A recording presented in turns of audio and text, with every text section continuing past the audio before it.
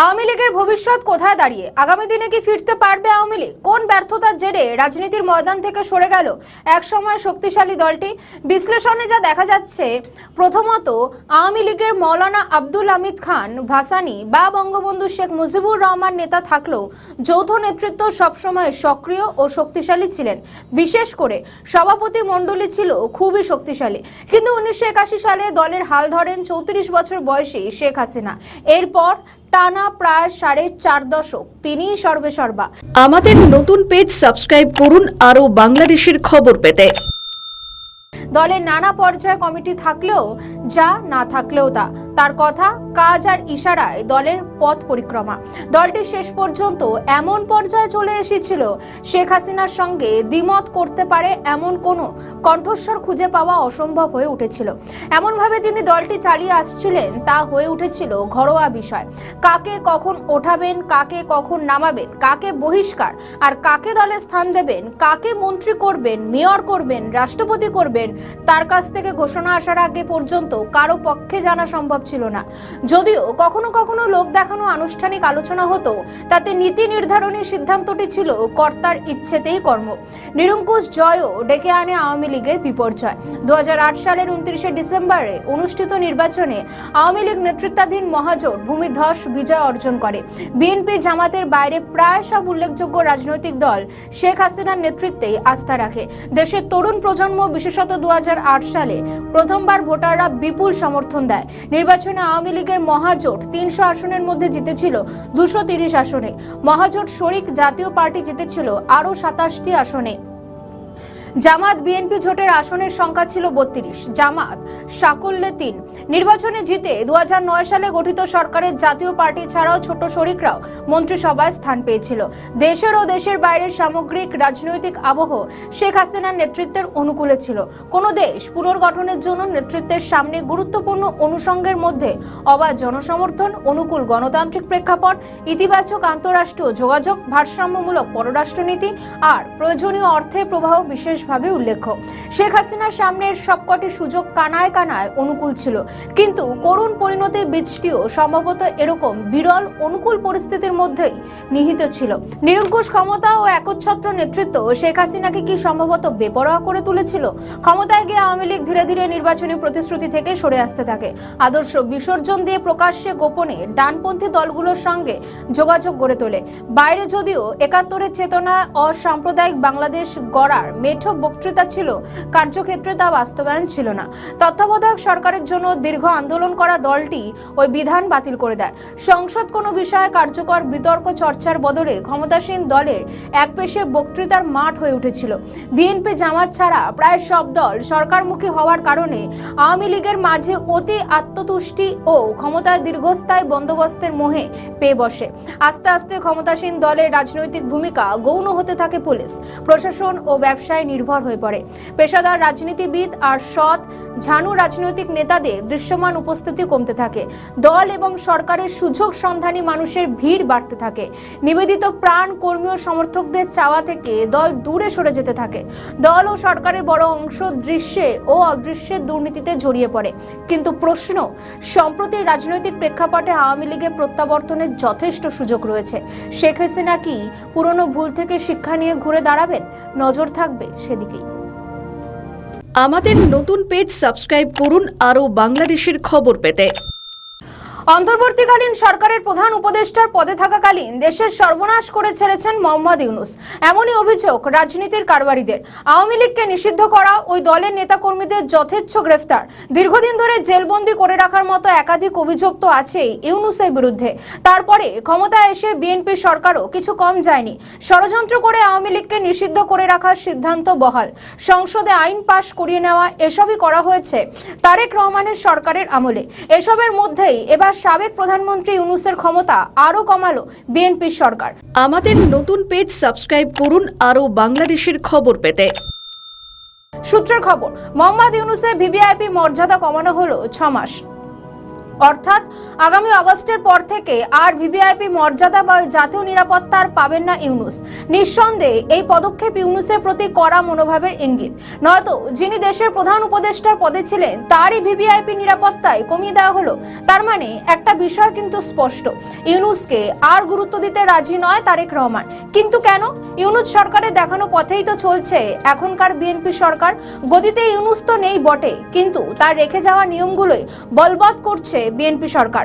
ক্ষমতায় থাকাকালীন অনৈতিকভাবে সুবিধা নেওয়ার অভিযোগ উঠেছে বাংলাদেশের অন্তর্বর্তীকালীন সরকারের প্রধান উপদেষ্টা ডক্টর মোহাম্মদ ইউনূসের বিরুদ্ধে। ক্ষমতা ছাড়ার ঠিক দুদিন আগে নিজেকে অতি গুরুত্বপূর্ণ ব্যক্তি বা ভিভিআইপি মর্যাদা দিয়ে সমস্ত সরকারি সুবিধা বহাল রাখেন তিনি। কিন্তু এবার ইউনূসের ভিভিআইপি মর্যাদার সীমা 6 মাস কমিয়ে দিল তারেকের সরকার। এর ফলে ইউনূসের জন্য 1 বছরের বিশেষ নিরাপত্তা বাহিনীর নিরাপত্তা সুবিধা কমে 6 মাস হলো। ত্রয়োদশ জাতীয় সংসদ নির্বাচনের দুদিন আগে গত 10ই ফেব্রুয়ারি একটি নির্দেশিকা জারি করে ইউনূসকে ভিভিআইপি হিসেবে ঘোষণা করা হয়। তখনকার প্রধান উপদেষ্টা কার্যালয়ের সচিব সাফুল্লাহ পান্নার সই করা নির্দেশিকায় বলা হয়েছিল, সরকার বিশেষ নিরাপত্তা বাহিনীর আইনের ক্ষমতা বলে অন্তর্বর্তী সরকারের প্রধান উপদেষ্টা অধ্যাপক মোহাম্মদ ইউনূসকে তার দায়িত্ব হস্তান্তরের তারিখের পর থেকে 1 বছরের জন্য অতি গুরুত্বপূর্ণ ব্যক্তি হিসেবে ঘোষণা করছে। প্রধানমন্ত্রী তারেক রহমানের নেতৃত্বে গত 17 ফেব্রুয়ারি নতুন সরকার গঠনের মাধ্যমে শেষ হয় অন্তর্বর্তীকালীন সরকারের বিতর্কিত 1.5 বছরের শাসনকাল। এর প্রায় 2.5 মাসের মাথায় ডক্টর ইউনূসকে দেওয়া অতি গুরুত্বপূর্ণ ব্যক্তির মর্যাদা কমিয়ে 6 মাস করা হলো। এদিকে ইউনূসের শাসনকালে আমেরিকার সঙ্গে সম্পাদিত অসম বাণিজ্য চুক্তি সহ সকল জাতীয় স্বার্থবিরোধী চুক্তি বাতিলের দাবিতে সোমবার ঢাকায় কর্মসূচি পালিত হয়। সোমবার বেলা 12:30টায় ঢাকায় জাতীয় প্রেস ক্লাব থেকে বিক্ষোভ মিছিল শুরু হয়। সাম্রাজ্যবাদ ও যুদ্ধবিরোধী জোটের ব্যানারে বিক্ষোভ মিছিলটি জাতীয় সংসদের দিকে যায়। তারা জাতীয় সংসদের স্পিকারের কাছে স্মারকলিপি ও সংসদ সদস্যদের খোলা চিঠি দেয়। মিছিলে বিভিন্ন বাম সংগঠনের নেতাকর্মীরা উপস্থিত ছিলেন। এর আগে জাতীয় প্রেস ক্লাবের সংক্ষিপ্ত সমাবেশে বক্তারা অন্তর্বর্তী সরকারের আমলে আমেরিকার সঙ্গে করা দেশবিরোধী চুক্তি বাতিলের দাবি জানান। অপরদিকে অন্তর্বর্তী সরকারের প্রধান হিসেবে ইউনূসের মতো লোক দেশের শাসনভার গ্রহণ করেছেন, এটা আমাদের জন্য লজ্জার বলে মন্তব্য করেন সুপ্রিম কোর্টের প্রবীণ আইনজীবী এবং মানবাধিকার কর্মী জেড.আই. খান পান্না। তবে বাংলাদেশের সংবাদ মাধ্যমের দাবি, মোহাম্মদ ইউনূসের ভিভিআইপি পদমর্যাদার মেয়াদ কমানো হয়নি, বরং পূর্ব ঘোষিত 1 বছর পর্যন্ত তিনি বিশেষ নিরাপত্তা বাহিনী এবং এসএসএফ এর সুরক্ষা পাবেন। সেখানে বলা হয়েছে, সম্প্রতি বেশ কিছু সংবাদ মাধ্যমে দাবি করা হয়েছে বর্তমান সরকার ডক্টর ইউনূসের ভিভিআইপি মর্যাদা 6 মাস কমিয়ে দিয়েছে এবং আগামী 10ই আগস্টের পর তিনি আর এসএসএফ নিরাপত্তা পাবেন না। তবে সংশ্লিষ্ট বিজ্ঞপ্তি ও সরকারের দায়িত্বশীল ব্যক্তিদের ভাষ্য অনুযায়ী এই তথ্যটি সঠিক নয়। তাহলে কি আগামী 6 মাসের পর থেকে ভিভিআইপি তকমা পাবেন না ইউনূস, নাকি আগের মতোই বলবৎ থাকবে তার এই তকমা? উত্তর মিলবে অগাস্টে। আমাদের নতুন পেজ সাবস্ক্রাইব করুন আরও বাংলাদেশের খবর পেতে। বাংলাদেশে পালাবদলের পর মাস দুয়েক হলো ক্ষমতায় এসেছে তারেক রহমানের সরকার।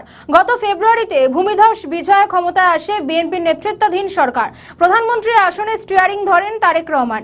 এর আগে দেশে ফিরে বিশাল জনসভায় আই হ্যাভ আ প্ল্যান বলে দেশের মানুষের মধ্যে স্বপ্ন জাগিয়ে তোলেন শহীদ প্রেসিডেন্ট জিয়াউর রহমান ও 3 বারের সাবেক প্রধানমন্ত্রী বেগম খালেদা জিয়ার সন্তান। দায়িত্ব নিয়ে ফ্যামিলি কার্ড, ইমাম ও মুয়াজ্জিনদের সম্মানী প্রদান, ক্রীড়াবিদদের কার্ড ও ভাতা প্রদান, কৃষক কার্ড বিতরণ। আমাদের নতুন পেজ সাবস্ক্রাইব করুন আরও বাংলাদেশের খবর পেতে। সরকারি দলের কোনো এমপি শুল্কমুক্ত গাড়ি ও সরকারি প্লট না নেওয়ার সিদ্ধান্ত, খাল খনন ও বৃক্ষরোপণ কর্মসূচি, প্রধানমন্ত্রী হয়েও প্রোটোকল না নিয়ে ট্রাফিক সিগন্যাল মেনে চলা, নির্ধারিত সময়ে অফিসে পৌঁছে যাওয়া, যানজট ও জ্বালানি অপচয়ের কথা বিবেচনা করে প্রধানমন্ত্রীর গাড়ি বহরের সংখ্যা 13 থেকে 14টি থেকে কমিয়ে 4টিতে আনা, স্টুডেন্ট ভিসায় জামানতবিহীন ঋণ সীমা 3 লাখ টাকা থেকে 10 লাখ টাকায় উন্নতি করা, ঢাকার ফুটপাত দখলমুক্ত করা সহ বিভিন্ন উদ্যোগে মানুষের প্রশংসা কুড়িয়েছেন নতুন প্রধানমন্ত্রী। হেলথ কার্ড বিতরণের প্রকল্প প্রক্রিয়াধীন আছে। 2 শিশুকে বিনামূল্যে স্কুল ড্রেস দেওয়া হবে। তবে 2 মাস অতিবাহিত হওয়ার পর প্রত্যাশার অনেক জায়গায় আশানুরূপ অর্জন হয়নি বলে মনে করছে বিভিন্ন মহল। ত্রয়োদশ নির্বাচনে নিরঙ্কুশ জয় পেয়েছিল বিএনপি। অবশ্য জামাত ইসলামী এবং জাতীয় নাগরিক পার্টি বা এনসিপির সমর্থনও পেয়েছিল তারা। কিন্তু প্রশ্ন হলো, সরকারে এসে বাংলাদেশিদের কতখানি মন বুঝতে পেরেছেন তারেক রহমান? কেন বাংলাদেশে দিন দিন বাড়ছে লোডশেডিং, হাম ও জ্বালানি সংকটের মতো সমস্যাগুলি? 15% জ্বালানির দাম বাড়িয়েছে নতুন সরকার, ফলে জনতার পকেটে টান। পরিস্থিতি সামাল দিতে বাংলাদেশ ব্যাংকের থেকে ঋণ নিতে হয়েছে সরকারকে। কিন্তু জ্বালানির দাম এভাবে বাড়ায় মধ্যবিত্তরা কিভাবে সামাল দেবে? একে তো নিত্য প্রয়োজনীয় জিনিসের দাম লাগাম ছাড়া, অন্যদিকে এভাবে জ্বালানির দাম যদি বাড়তেই থাকে তাহলে মধ্যবিত্তের পক্ষে মহা বিপদ দেখা দেবে। ওইদিকে দাম বেশি দেয়, আমি আই বলছি এদিকে কলাম তাকে তেল নিয়ে আহি। হ্যাঁ, আমাকে মনে হয় মোটর সাইকেল যদি বোতল নিয়ে আহি তাহলে কব নিশ্চিত দোকানদার পাবলিক দোকানদারে বেশ বিক্রি করবো, সেজন্য মনে করেন টেঙ্গি নিয়ে আইছি। দলীয় নেতাকর্মী থেকে সাধারণ মানুষ মনে করছে তারেক রহমানের সদিচ্ছা থাকলেও সরকারের মধ্যে পোকা বাসা বাঁধতে শুরু করেছে। যারা প্রধানমন্ত্রীকে নানাভাবে বিতর্কিত করছে, দেশের অর্থনীতি পুনরুদ্ধার ও সাধারণ মানুষের জরুরি চাহিদাগুলো পূরণে পিছিয়ে পড়ছে নতুন সরকার। এরই মধ্যে প্রশাসন সহ নানা খাতে সমন্বয়হীনতা দেখা দিচ্ছে। সচিবদের দ্বন্দ্ব, উপদেষ্টা মন্ত্রীর প্রতিমন্ত্রীর মধ্যে দূরত্ব বাড়ছে। অনেক ক্ষেত্রে দলীয় কর্মী নেতারা প্রধানমন্ত্রীকে বুঝতে পারছে না। উশৃঙ্খল নেতাকর্মীদের চাঁদার জুলুম, দখলদারির কারণেও প্রধানমন্ত্রীর ইমেজ ক্ষুণ্ণ হচ্ছে। এমনকি ভুল তথ্যে লিখে দেওয়া স্ক্রিপ্ট অনুযায়ী বক্তব্য দিতে গিয়ে বারবার ট্রোলের শিকার হচ্ছেন প্রধানমন্ত্রী। সংশ্লিষ্টরা বলছেন, প্রধানমন্ত্রী বিভিন্ন কার্ড দিয়ে সামাজিক নিরাপত্তা বাড়াচ্ছেন, এটা নিঃসন্দেহে ভালো দিক। তবে অর্থনীতি ঘুরে না দাঁড়ালে শুধু সামাজিক নিরাপত্তা কর্মসূচি দিয়ে একটা দেশের মানুষকে বাঁচিয়ে রাখা অসম্ভব। সামাজিক নিরাপত্তার এসব অর্থ সরকারকে করের মাধ্যমে সংগ্রহ করতে হবে।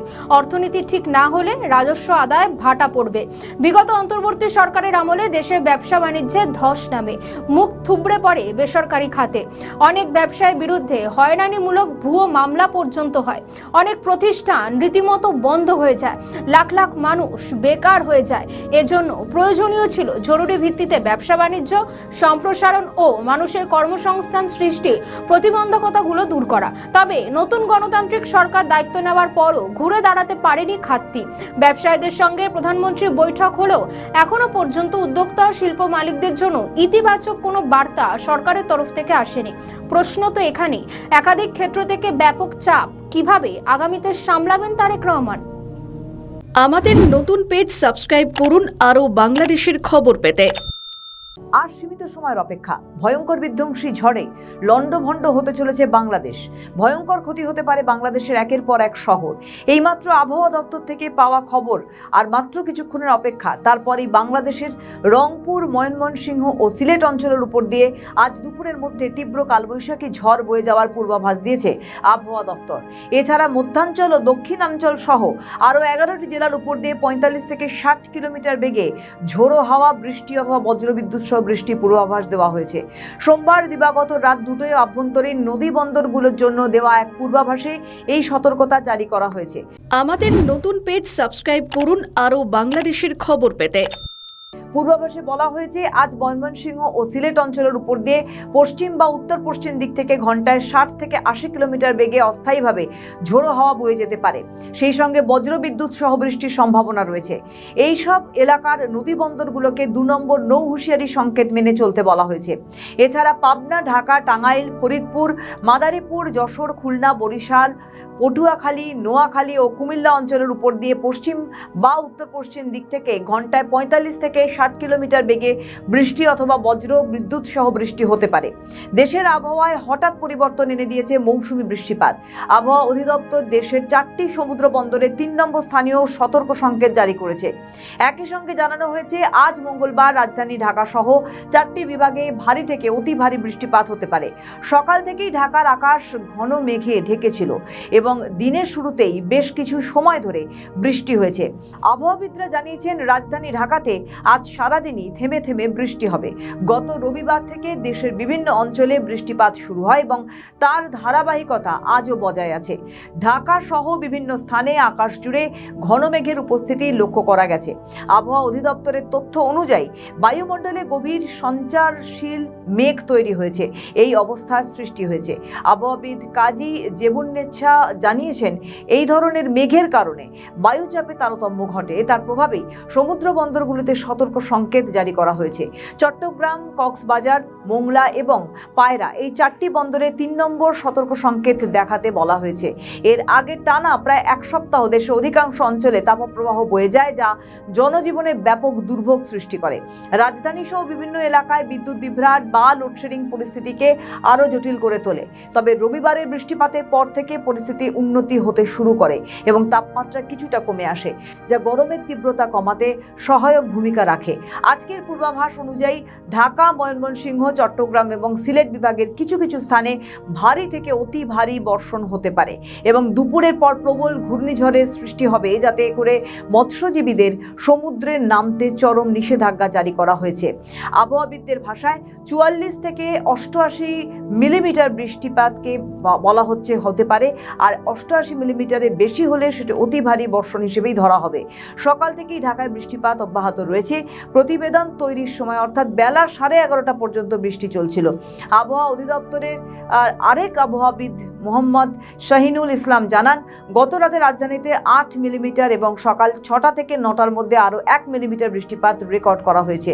সব মিলিয়ে আবহাওয়ার এখন চরম সতর্কতা মেনে চলতে বলা হয়েছে। বাংলাদেশের জন্য ঝড়ের সময় কাউকে বাইরে বেরোতে নিষেধ করা হচ্ছে এবং সেন্ট মার্টিন দ্বীপে চরম টহল চলছে, যাতে ঘূর্ণিঝড়ের সময় কারোর কোনো ক্ষতি না হয়, সেদিকেও দেখছে বাংলাদেশ প্রশাসন। আমাদের ভিডিও ভালো লাগলে লাইক ও শেয়ার করুন। কমেন্ট সেকশনে আপনাদের মতামত জানান। আরও ভিডিও পেতে আমাদের চ্যানেলটিকে সাবস্ক্রাইব করুন এবং প্রতি মুহূর্তে খবরের আপডেট পেতে প্রেস করুন বেল আইকন।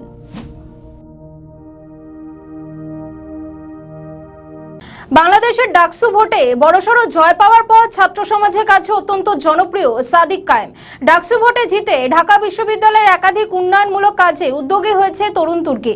ফলে ঢাকা সহ বাংলাদেশের জেনজির কাছে এখন হিরো সাদিক কায়েম।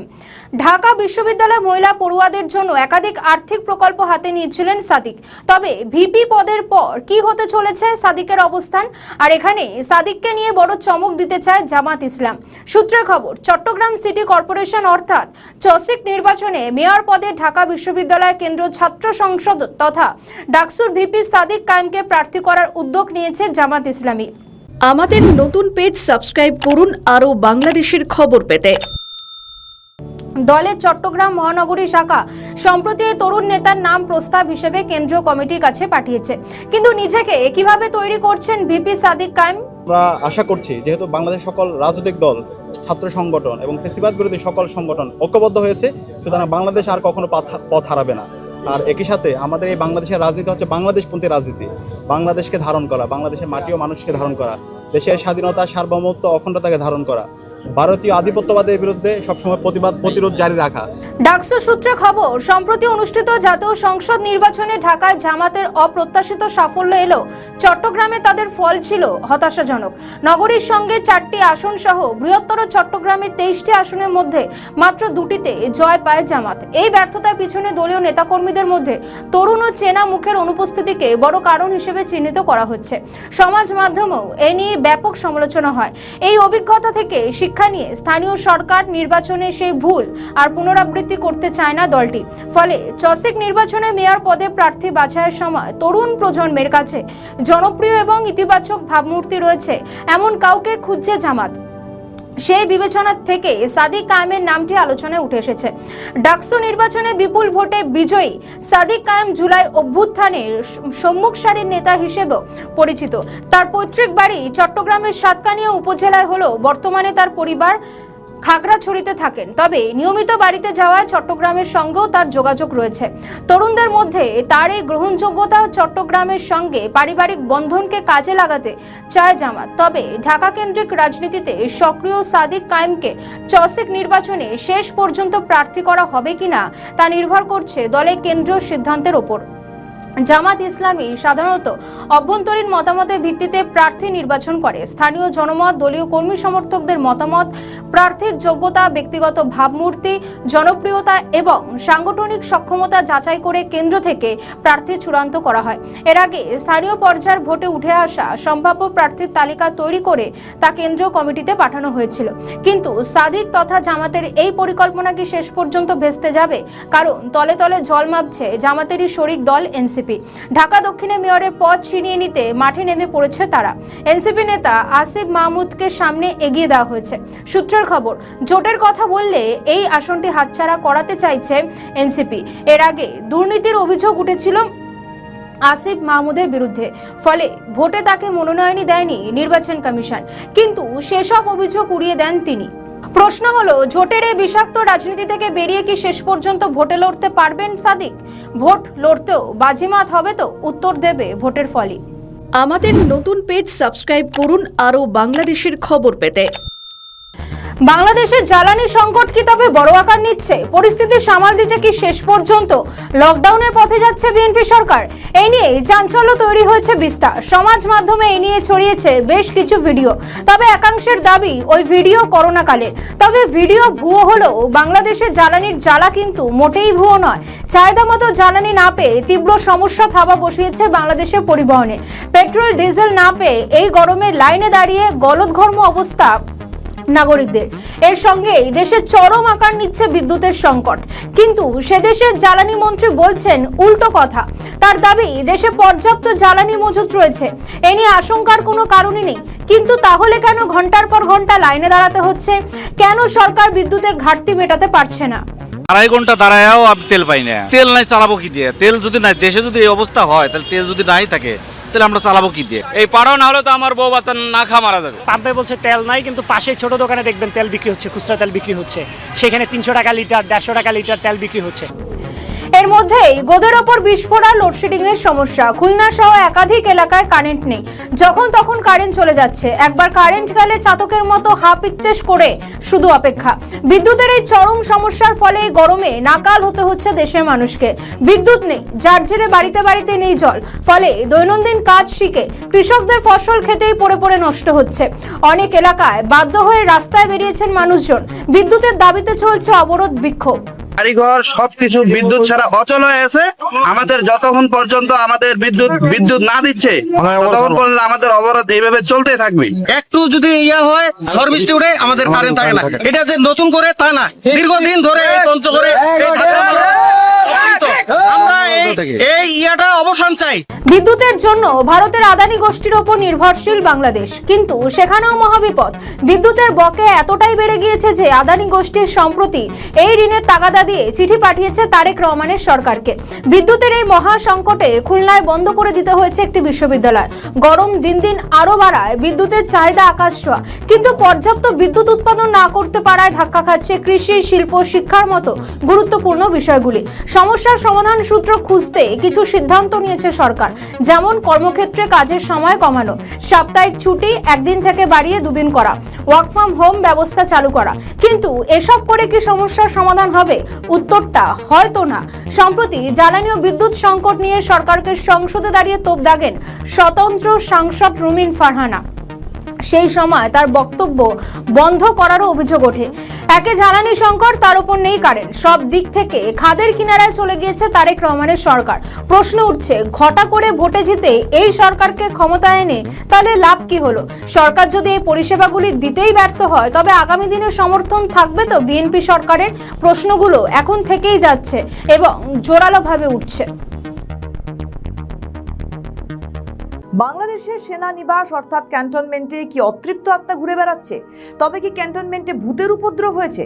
আসুন আমাদের এই প্রতিবেদন শেষ পর্যন্ত শুনলেই বুঝতে পারবেন আসল রহস্যটা কি। তাই আপনাদের কাছে অনুরোধ, প্রতিবেদনটি শেষ পর্যন্ত দেখুন। অতৃপ্ত আত্মা অর্থাৎ তাৎক্ষণিক অর্থে ভূত বা ভৌতিক জিনিস বলতে যা বোঝায়, ক্ষেত্রে তেমনটি নয়। বাংলাদেশের ক্যান্টনমেন্টের এক অস্থির পরিস্থিতি তৈরি হয়েছে। বাংলাদেশে সাম্প্রতিক রাজনৈতিক পরিস্থিতি ক্রমেই জটিল হয়ে উঠছে। আমাদের নতুন পেজ সাবস্ক্রাইব করুন আরও বাংলাদেশের খবর পেতে।